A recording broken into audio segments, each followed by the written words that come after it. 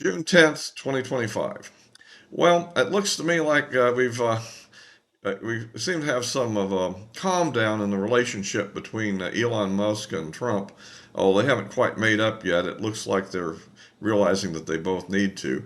But since then, things have heated up quite a bit on the illegal immigration enforcement front, to say the least. Looking at the LA riots that are ongoing, which the Democrats seem to be supporting in some ways, it looks to me like. But yes, we have uh, basically what actually turned out to be basically an arrest, I think, of some people really not primarily immigration related that actually set this off.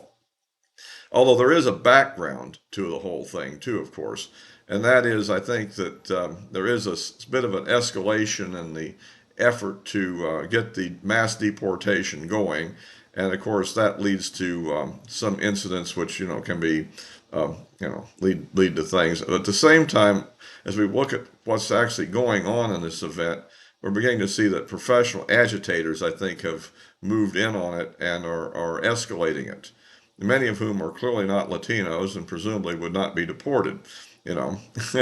And so, but they're probably the same Antifa types that were known in the George Floyd riots 5 years ago. That sort of ilk is out there, and so this is kind of the situation. At any rate, um, President Trump is, of course, seeing that the locals were basically not taking a serious action at all and were starting to let it spiral out of control.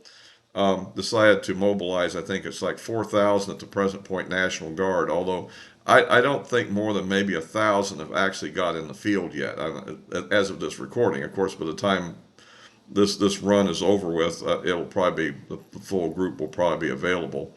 And as of late, I think they're also bringing in 700 U.S. Marines, basically a battalion strength unit. Now, and the main purpose initially, I think, with these federalized National Guard and the Marines is to basically free up the local law enforcement to be able to actually operate on the streets and deal with the crowds because they're kind of overtaxed, and of course in a situation where the police are pulled off their normal patrols and unable to operate normally, it also lets the criminal element, which may come out of the woodwork to engage in criminal activity, looting and robberies and all sorts of things, totally unrelated to the issue that's really causing the protests.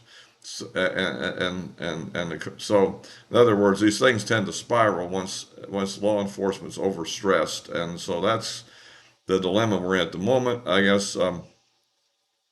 So if you like these videos, please give me a like, subscribe, click the bell for notifications, or you can follow it on Rumble, address in the description below. Yeah. So yeah, but I would have to say my strongest condemnation here for the Democrat political leadership. You know, people like the Mayor Bass and Newsom, governor of California, who seem to me to be almost encouraging the lawlessness we see on the street by basically attacking the actions of the federal government, which only occurred largely because they failed to act themselves. Now, there's other aspects of this thing that I think Trump, seeing what happened 5 years ago, is probably inclined to move aggressively, maybe because he doesn't want this thing to slip out of control like it definitely did 5 years ago. So, during the Floyd riots, and so he's moving strongly, and I think, but at the same time, this thing has the potential. We've already had another breakout apparently in Santa Ana, which is an area in Orange County, south of LA. So this is and there could be other sympathetic things happening in other areas across the country. Um, you know, uh, uh, this has the potential to be a really wild summer, I think. Because remember, one thing you have to realize is we have like 25 million illegal aliens in this country. It's been allowed to get completely out of control, and I would say you can attribute at least 10 million of those to Biden's flawed policies. And it may become more tricky at times because he actually let them in under false pretense, but that may play into some of the court action that we'll have down the road. And that's why I've been saying all along that we have to be a little bit careful how we deal with the courts here, because we're going to need them in order to be able to carry out the ultimate objective here. But again, what is our ultimate objective? Initially, they were talking about quite clearly getting the criminal elements and the gangs and that sort of individual, people that, are clearly dangerous to the public, and getting them out of the country.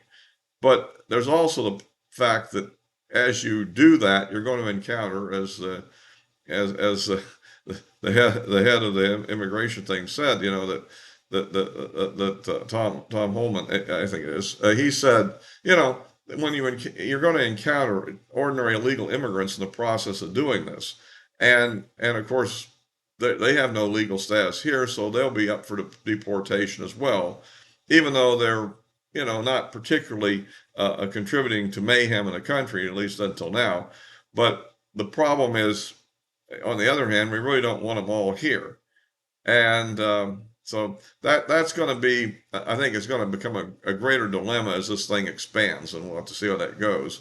The other idea would be the idea of voluntary deportation, which in fact is one of my ideas.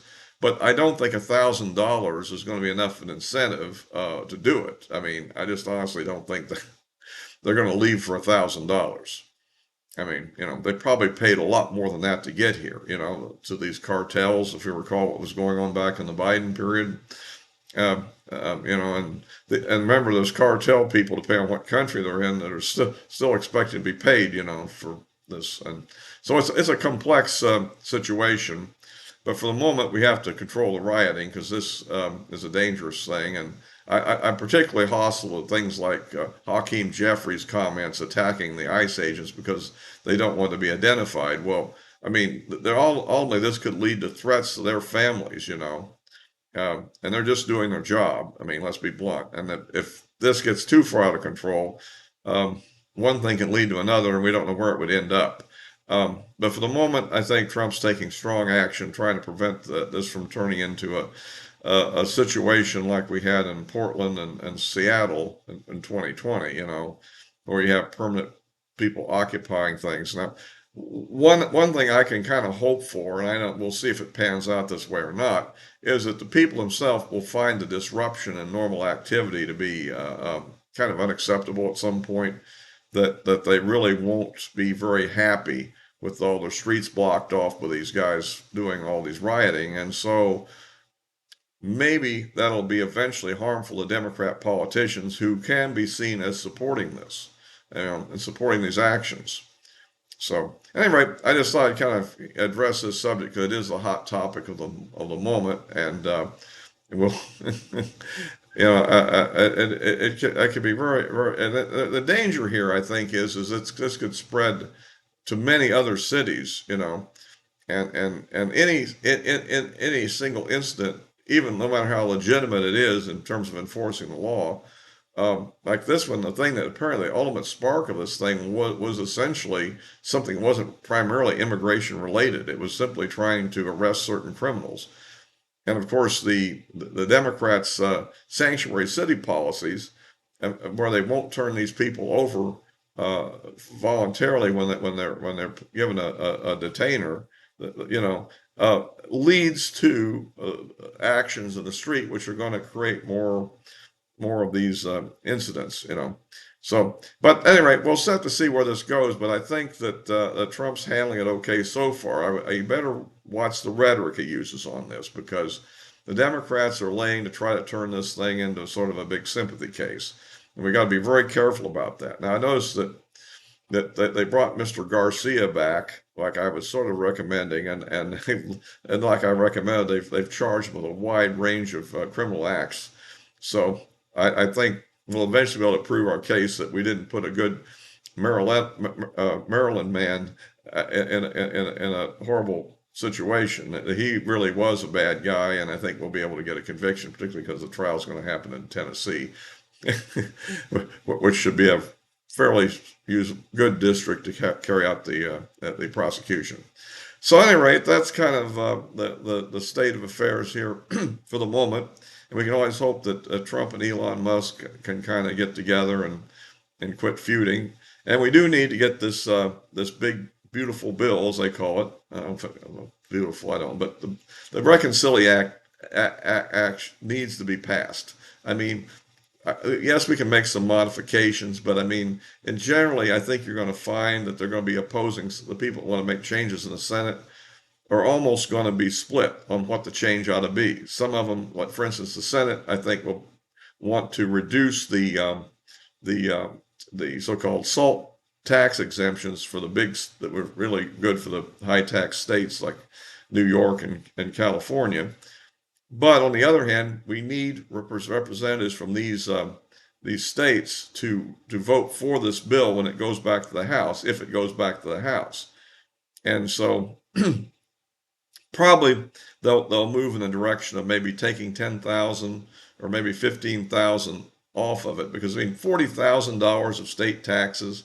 I mean that's not middle class even in those states. That's very affluent, I think, and so I think we can reduce it to some reasonable amount and hopefully get it through there. It may well be that that it was increased that amount as kind of a negotiating ploy with the Senate, which knew would be less, helpful. But you also have other splits over issues of Medicaid, for example. Some of them want that cut, others want more cuts. I mean, so the people that don't accept the bill as is don't all agree on what it could be. And hopefully, in the end, because the Republican Party is basically toast if they don't get it passed, their whole agenda would be gone. They got to ultimately pass the thing in some form, and then we can get on from there to try to do things later. But remember, and this is why I point out that people are missing. There's no specific objective we need to achieve more than one big one: maintaining Republican control of federal government. Because let's understand that even if we fall short of our goals of, say, deficit reduction, for example, if the Democrats get in, the deficit isn't going to be reduced more. It's going to be increased a lot more. We saw that during the Biden years. The Democrats have no taste for fiscal responsibility. If you let the taxes go up like they presumably want them to do, they just spend the money on some other program. They wouldn't actually, cut the budget, which is one reason. And the other thing is increased taxes could very well throw the economy into a recession or at least hinder long-term economic growth. So anyway, so that's kind of the situation, and we'll as always be posting us on YouTube and Rumble, and the address of my social media accounts are in the description below. So I'll wrap this one up for now.